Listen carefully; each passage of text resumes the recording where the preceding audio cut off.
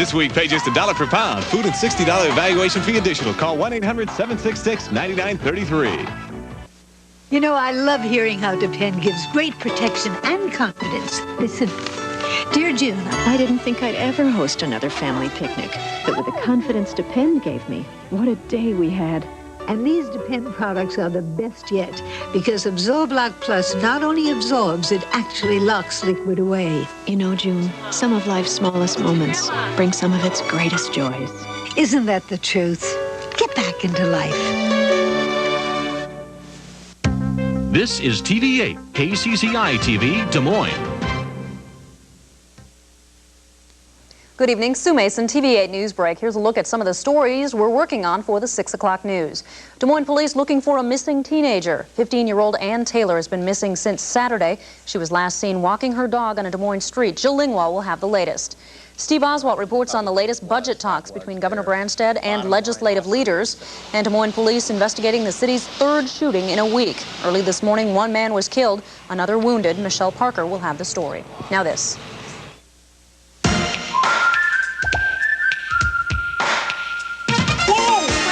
Here we come. Connie said it'd be like this. A 30% chance of thunderstorms tonight, a low near 60. Tomorrow, partly sunny skies, a 20% chance of showers, a high 85. Join us at 6. Now to CBS. That Christ is the light of the world. The Supreme Court says cross burnings, swastikas, and similar symbols of hatred are legal. Ross Perot, as we begin a special series on the candidate who has politicians and voters guessing, where did he come from and where does he want to lead America? And Eye on America. Tonight, discount outlet malls. Shoppers are driving hundreds of miles to save hundreds of dollars. We're slashing prices. Everything must go. This is the CBS Evening News. Good evening, Dan Rather reporting. The United States Supreme Court ruled today in a unanimous ruling that laws against cross burnings, swastikas, and other symbols of hatred are unconstitutional. CBS News law correspondent Rita Braver has details. What do we want? With the voice of hate rising across the nation, state and local governments have passed laws against displaying swastikas, burning crosses, or erecting other symbols that target people on the basis of race, religion, or sex. Now the U.S. Supreme Court says those laws violate the right of free speech. It makes it clear that political expression is protected expression, even in as egregious an instance and circumstances as this. The case began one night in 1990 on a quiet street in St. Paul, Minnesota, a street where the Joneses were the only black family. I looked out the window and I saw this cross burning in my lawn. I couldn't believe it. I mean, it scared me. It really did. Prosecutors could have brought charges of simple vandalism, but it was clearly a racist attack. So the cross burners, including alleged ringleader Robert Victoria, were charged under St. Paul's anti-hate crime law. We have to articulate to the community, as well as a minority group that has been victimized, that society as a whole will not tolerate this type of activity. But the Supreme Court, led by Justice Antonin Scalia, said the city cannot ban specific acts just because they communicate messages of intolerance. What should be prosecuted were his acts, the acts of burning a thing on the private lawn of a family. But prosecuting it simply because what he happened to burn was a cross, and only because of that, is what we find objectionable. Civil rights groups claim this case takes the idea of free expression too far. I'm devastated by the decision that would say that people it's not that bad to burn a cross on somebody's yard. But the Supreme Court says bigots have a right to express their views, no matter how offensive they are. Rita Braver, CBS News at the Supreme Court. In Paris, 4 former top health officials went on trial today, charged in what the French government admits was a public health disaster having to do with AIDS. Hundreds of people in France have died because the government failed to screen its blood supply for the AIDS virus. Bill McLaughlin is covering the trial. The blood on the ground is symbolic. The anger is real as what's called the scandal of the century came to trial.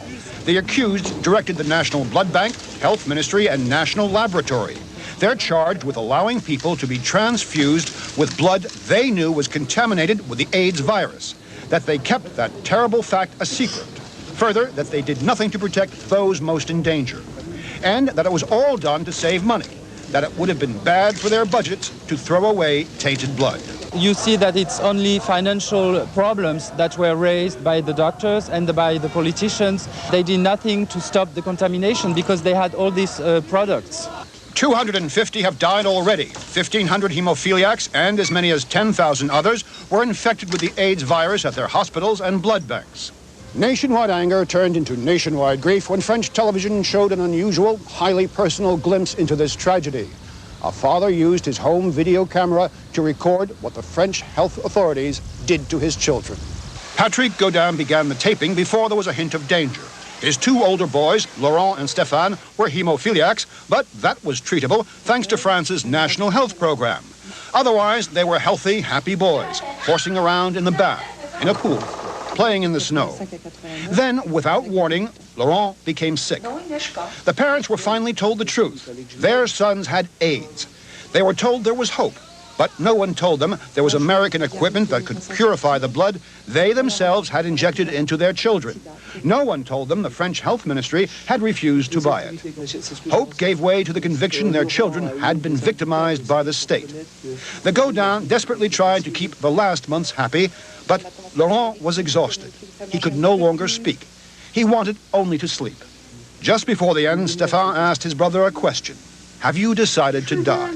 Laurent nodded, yes. Now Stéphane is alone in his battle against AIDS. Bill McLaughlin, CBS News, Paris. In this country, the U.S. federal government gave temporary approval today to an experimental AIDS drug. DDC was approved for use in combination with another AIDS drug called AZT. CBS News health correspondent Edie Magnus has been following the story. Edie, what's the significance of this?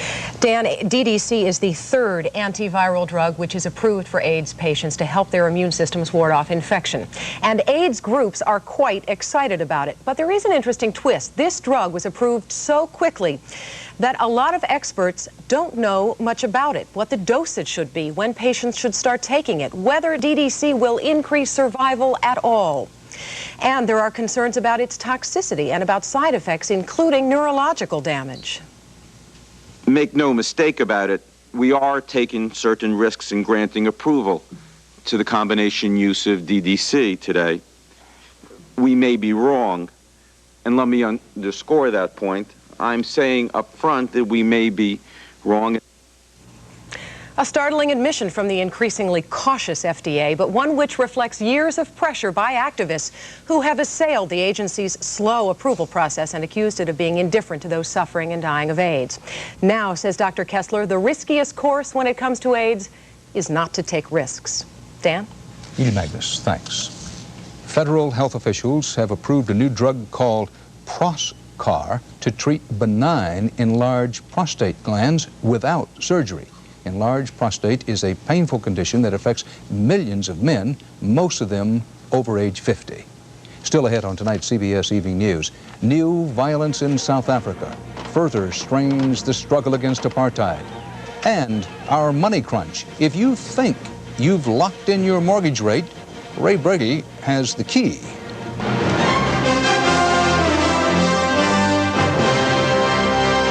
At Ford Motor Company, we don't just build quality cars and trucks. Customer Assistance Center, how may I help you? We build relationships.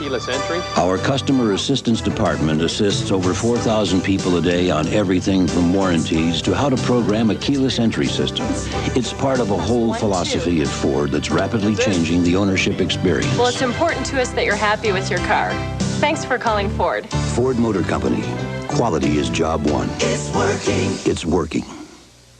I've got a 6 a.m. flight. I've got to get some Z's. Nytol safely helps you fall asleep fast so you can get your Z's. Nytol or maximum strength Nytol. Nytol will help you get your Z's. My hemorrhoids hurt so much, I was afraid I needed surgery. But my doctor said they weren't serious, and it's time I used Preparation H. Preparation H helps shrink swelling of inflamed hemorrhoidal tissues and often relieves pain, itching, and burning for hours. Doctor recommended Preparation H.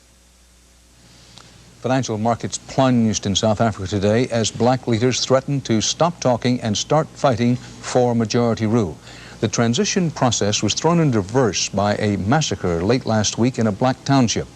CBS newsman Mike Sullivan in Johannesburg has the latest. The slaughter across South Africa this past week has struck deep into the heart of a country that seemingly can bear no more death. At a memorial service today, Archbishop Desmond Tutu said it might be time to once again isolate South Africa. When we return to the Olympic Games, we must be able to do so in a spirit of celebration and unity. We cannot do it with a country in a state of national mourning for our dead. Tutu's tears were for those slaughtered at Boipatong, a township unknown outside South Africa until armed gangs shot and hacked to death 39 people. Residents blame the government and its police for the killings. This weekend, President F.W. de Klerk went to Boipatong to express his sympathies, but instead was chased out by angry residents. After that, police opened fire on crowds, adding to an already mounting toll of dead and injured. For many young people in the township, now it's time to fight back. The killings have forced the African National Congress to suspend some talks with the government, but will decide tomorrow whether or not to abandon negotiations altogether. These massacres have been repeated again and again and again. So it's a watershed, but it's also the last straw breaking the camel's back. While negotiations have suffered setbacks before, this is the worst. It remains to be seen if a middle ground and renewed trust can be found to stop the killings and to allow the talking to begin again. Mike Sullivan for CBS News, Johannesburg. The Philippine Congress today officially declared Fidel Ramos the winner of last month's presidential election. Ramos will take office June 30th. From around the world now, more CBS News. In Israel, Prime Minister Shamir and his rival Yitzhak Rabin campaigned down to the wire for tomorrow's elections. Polls indicate a tight race with a chance that neither will win a majority in parliament. In the civil war in Bosnia, another massacre by mortar fire. Serbian forces in Sarajevo fired 10 rounds into a street crowded with civilians. At least 8 were killed, 80 wounded. In the former Soviet Republic of Moldova, fighting raged between government forces and ethnic Russians backed by elements of the Russian army. The United States calls on Boris Yeltsin to withdraw his troops from Moldova. In Los Angeles, truck driver Reginald Denny is expected to get out of the hospital again this week, and his doctors say he should make a full recovery. In an exclusive CBS News interview over the weekend, Denny said he wanted to show America he is recovering and give the nation a Father's Day thank you. And Hollywood is celebrating a summer box office boom for the sequel Batman Returns. Despite mixed reviews at best, the movie earned a record $46 million on its first weekend. Hey, stud. I thought we had something together. Why don't you take a break and meet me? I can't. I am in the middle of the most romantic novel. Call you later. Later? Romantic? I'll show you romantic. Domino's, I'm coming in. Come into Domino's now for our 99-cent carry-out special. With any pizza at the regular price, get a one-topping medium for 99 cents. Domino's? Ronnie, my Romeo. Nobody knows like Domino's. You like pizza at home? Never seen nothing like it. I mean, Rusty Slade was an ornery sort. Always ate his old Bran Flakes just for fiber. But one morning, I gave him Kellogg's new complete Bran Flakes. Weren't the same. More than fiber, they had whole grain wheat. Flakes were new too, crispy, crunchy. Why, that Kellogg's complete Bran Flakes even had a better nutty taste. It was all so good, made Rusty smile. Almost. New Kellogg's complete Bran Flakes. Fiber and then some. Who are you going to call the most this month? My parents. I travel a lot, so I call back home quite often. I call my sister back in Ohio. With Sprint's new program, The Most, you'll automatically save on whoever you call the most each month. Steve? There are no startup lists, no restrictions. Every month you can save on someone entirely new. This month it'll probably be Greg. My daughter in Las Vegas. Next month, who knows? This thing's perfect for her.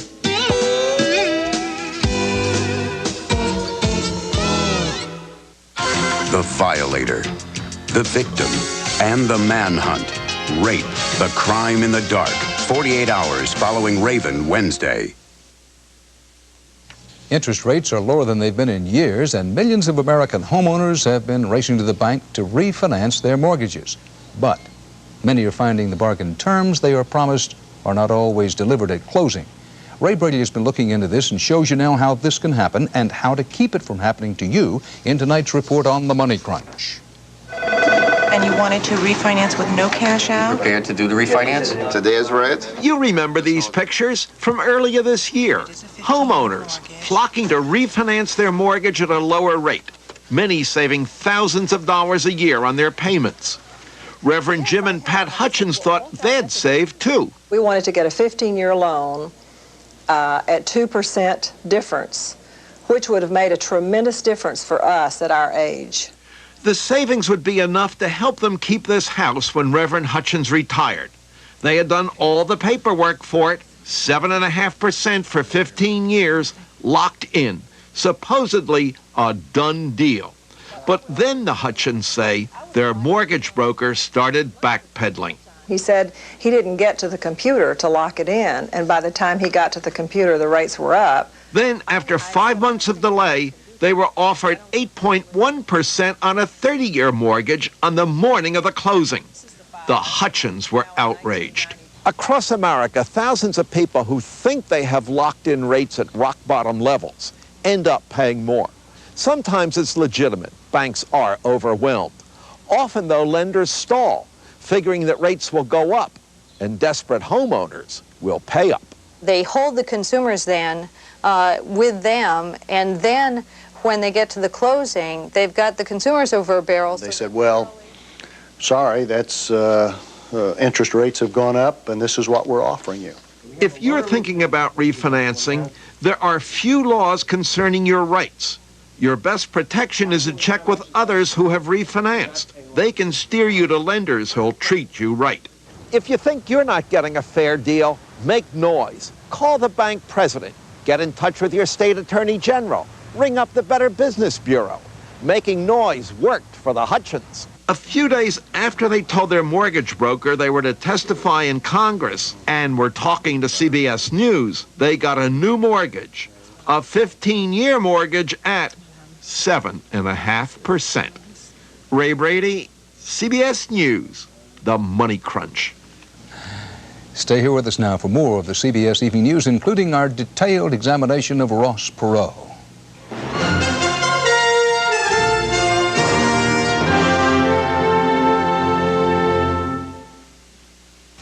Well, I thought college kids didn't need sleep. You need coffee. I got that. Freeze-dried? Welcome to Coffee 101. See, mine's darker. It's decaffeinated Folgers crystals from mountain-grown beans. Well, classes ended yesterday. Mine's still darker. Taste. This is good. Now you're talking. Hey, I am, aren't I? Decaffeinated Folgers crystals, so dark and rich. Shouldn't you switch? Well, it's like this. Minolta has this great new thing called the Smart System. And now, if there's ever a problem, our copiers actually call us. Of course, the other guys are working on the same kind of gizmo. Somebody call a cab? But now, our Minolta copiers tell us exactly what's wrong even before we get there. Oh, sure, the other guys are getting close. One pepperoni and snails. Just not close enough. Get smart. The Minolta Smart System at M&M Sales Company. Good luck up there today. I'll need it.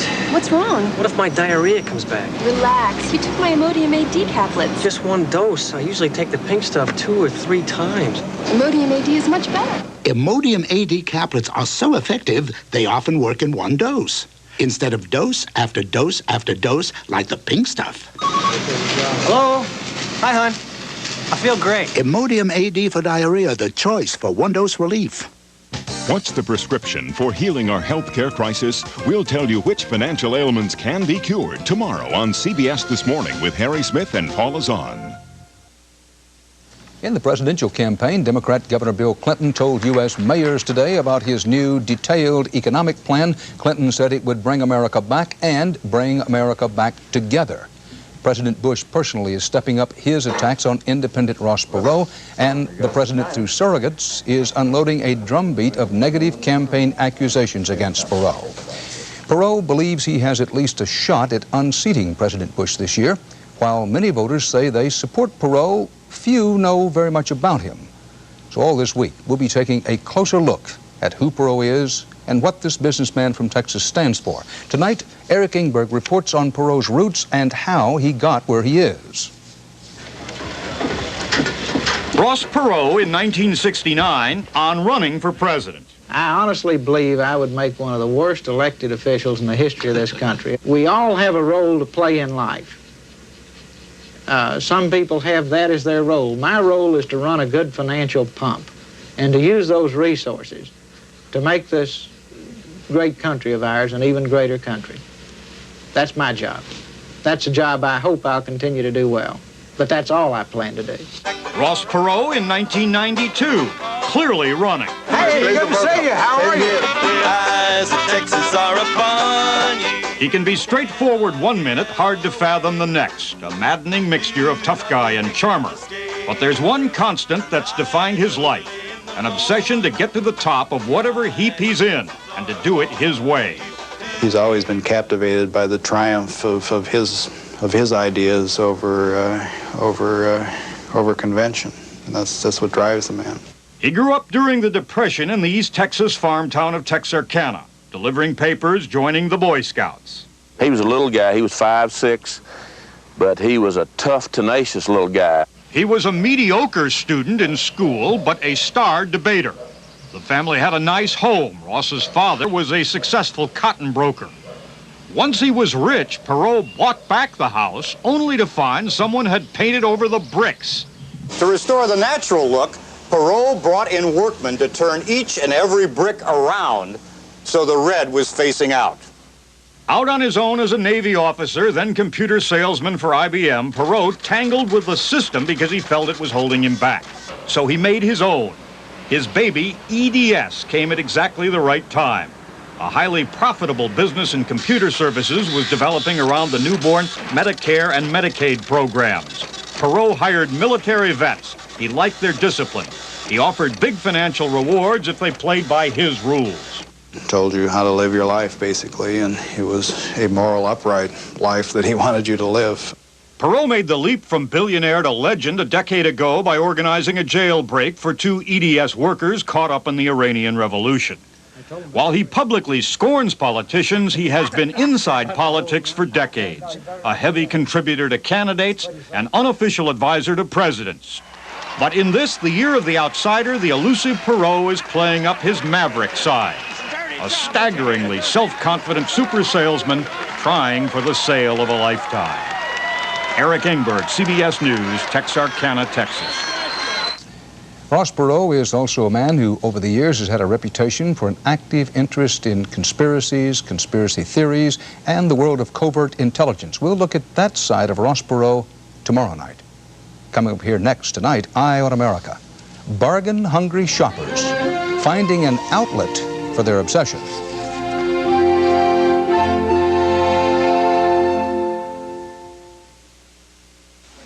Flakes? What can I say? I mean, they look kind of stupid just sitting there. Lights out, nobody's home. I mean, look, there's no fruit, there's no raisins, there's nothing in here. There's something about this. It's kind of simple. It's really crunchy. You know, I like them. Kellogg's Cornflakes. Kellogg's Cornflakes? Cool. Taste them again for the first time.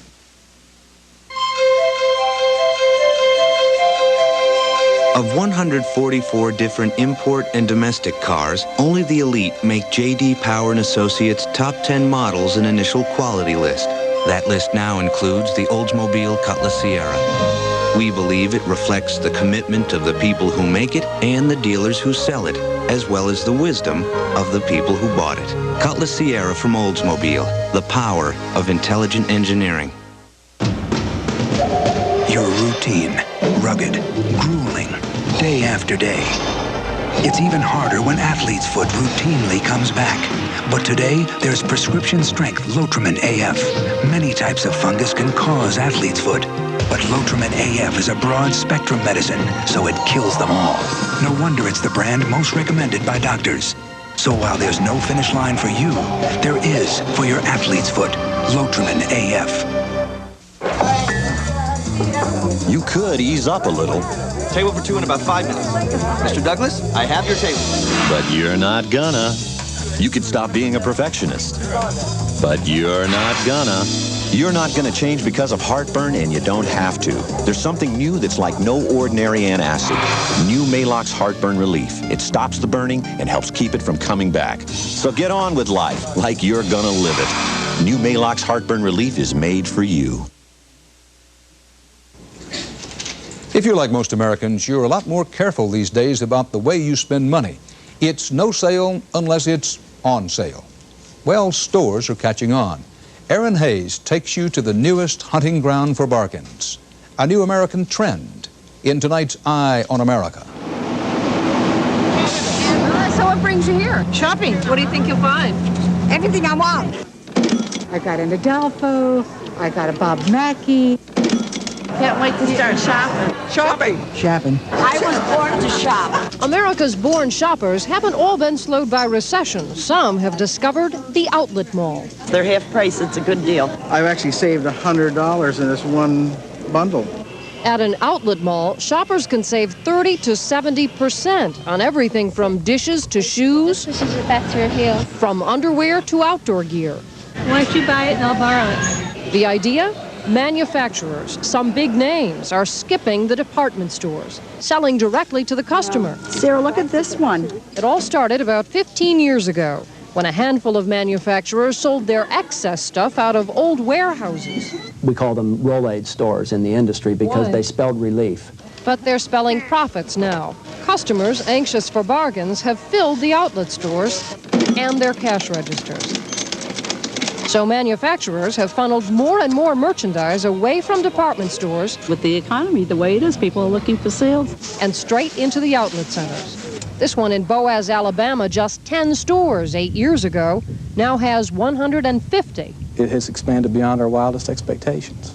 There's nowhere in the world we could have ever imagined that it would grow to what it is today.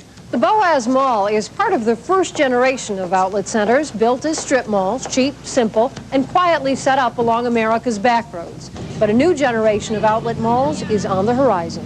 It keeps the cheap structure all right, but quiet and simple are out of the picture. The newest outlet malls are tapping into a whole new approach. They've added scenery, entertainment. This is part of my vacation, going to Sawgrass.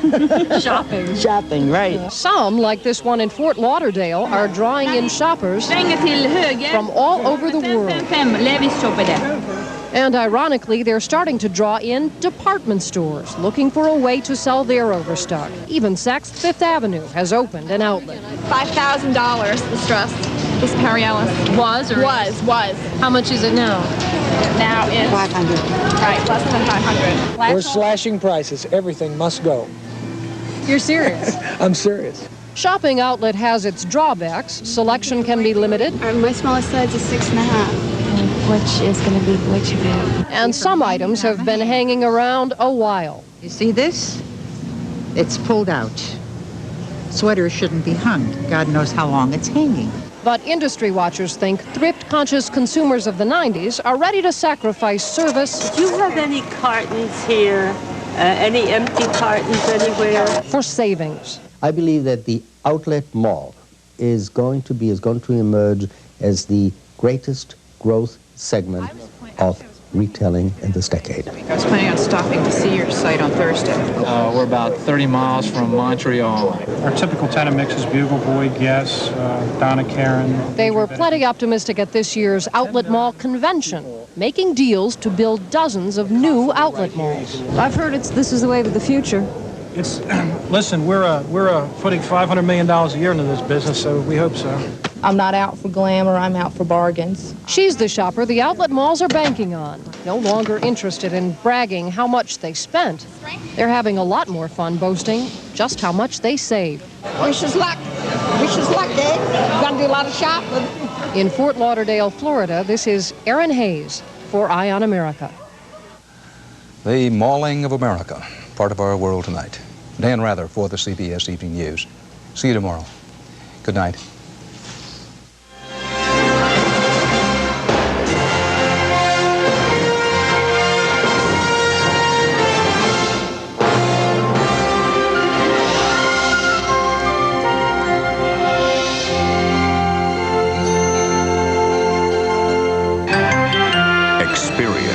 CBS News. This is CBS. Coming up next in the TVA News Live at 6, the handbills are going up in Des Moines now, just 48 hours after a teenage girl disappeared. Des Moines police have no leads, and they're asking for your help. I'm Jill Lingwall. I'll have details coming up in a live report from the police station. Also tonight, a Father's Day dispute between divorced parents leads to a fatal shooting. Michelle Parker with an update. And they're talking again at the State House. Steve Oswalt with the latest on the budget stalemate. Connie's cool forecast, John Walters with tennis, and lots more in sports. TVA News is coming up next. What would you say if there was a new Pizza Hut Meat Lovers Pizza? What if we gave you 25% more meat toppings? Tons of sausage, pepperoni. It's the new Meat Lovers Pizza, packed with 25% more meat toppings than ever before. So try a medium Meat Lovers Pizza for just $8.99 and any other medium's just $4 more. All you have to do is say, "Deliver Pizza Hut, deliver me." Check the yellow pages for the Pizza Hut delivery unit nearest you. People say I drive like a man. What does that mean? Like if I'm lost, I'm not going to stop and ask for directions? I know I don't honk at girls. It must be my new Eagle Talon. You know, the one with the dual overhead can, 16-valve, 135 horsepower engine that makes me feel like I own the road and that I got for this really low price. Drive like a man. What did I do? Squeal my tires? See your local Jeep and Eagle dealer, where you can expect the best. Thank you for watching KCCI, TV8 in Des Moines.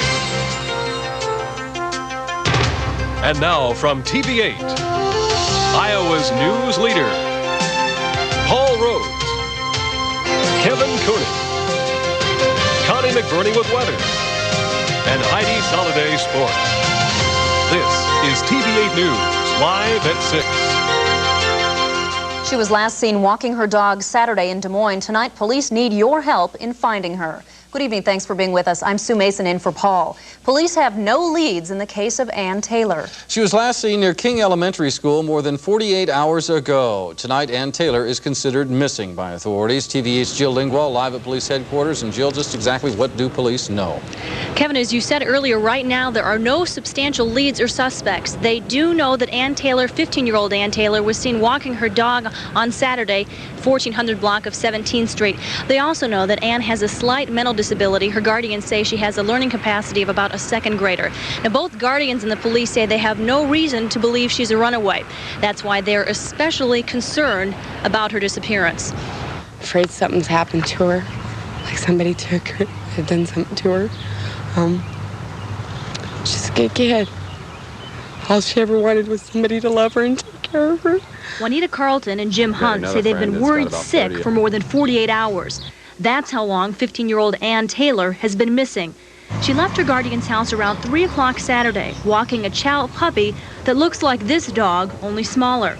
Carlton says her family and friends have been canvassing the neighborhood for information and tacking up flyers all day. She and Jim Hunt have been Ann Taylor's legal guardian since Ann was allegedly sexually abused by her father and removed from her parents' home last October. Police detectives are also distributing flyers and looking for any information on Ann's whereabouts. She just never returned. That's very unusual to happen.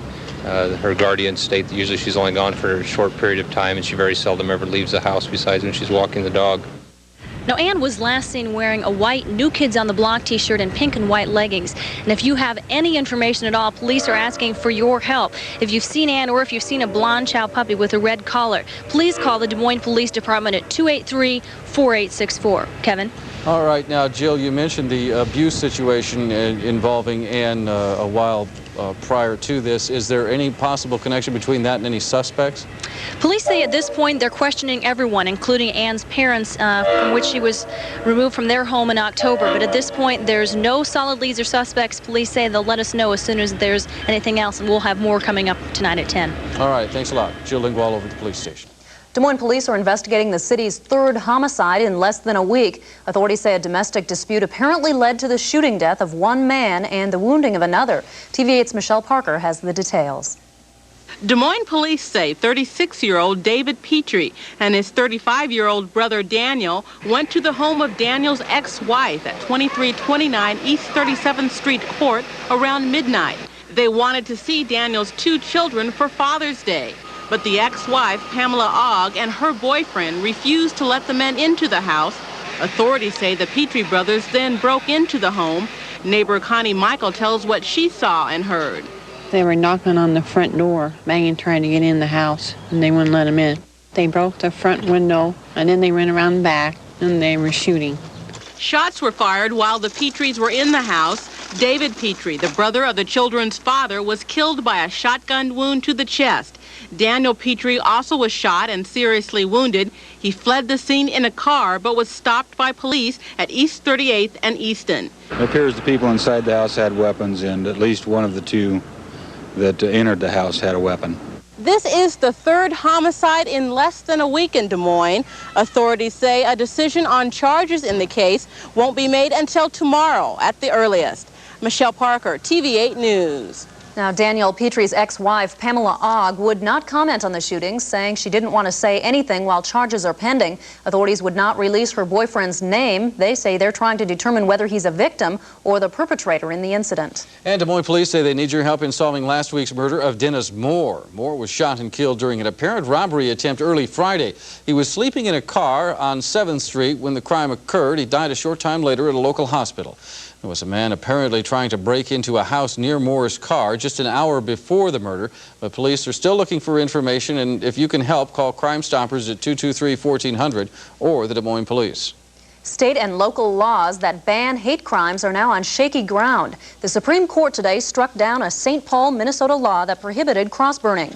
But local experts say Iowa's hate crimes law would survive a constitutional challenge because it is different than Minnesota's. The Supreme Court ruled cross-burning is unconstitutional, saying the ordinance violates the First Amendment's freedom of speech guarantees. Opponents of the law say, like flag burning, cross-burning should also be protected. Written or symbolic expression that you find offensive could be prosecuted simply on the basis that you don't like it. Experts say Iowa's law would not be affected because it deals with penalties and not free speech issues like Minnesota's law.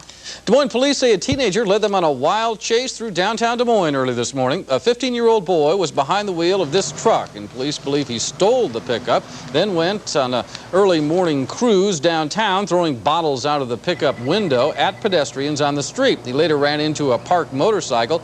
Police began giving chase, the chase finally ending at the Iowa Power substation at 15th and Wabash about 20 minutes to 6 this morning. The juvenile driving the truck is being held at Meyer Hall. So far, no charges have been filed. Well, Connie McBurney is totaling up the rainfall today. Unfortunately, the numbers are still pretty small. Iowa made another attempt at trying to get some real rain out of this situation. So far, rainfall amounts have been very slight. There is a bit of rain just to the southwest of us, however, and we'll have a chance over the next 24 hours to see a drop or two. Odds are pretty small, too. More weather later in the news. All right, thanks, Connie. And speaking of rain, we'll have an update on Iowa's thirsty corn and soybean crops. And at the State House, they're talking again. Steve Oswalt with the latest on the budget talks coming up next. Yeah, there's something in this. It was one of those freak accidents that just happened.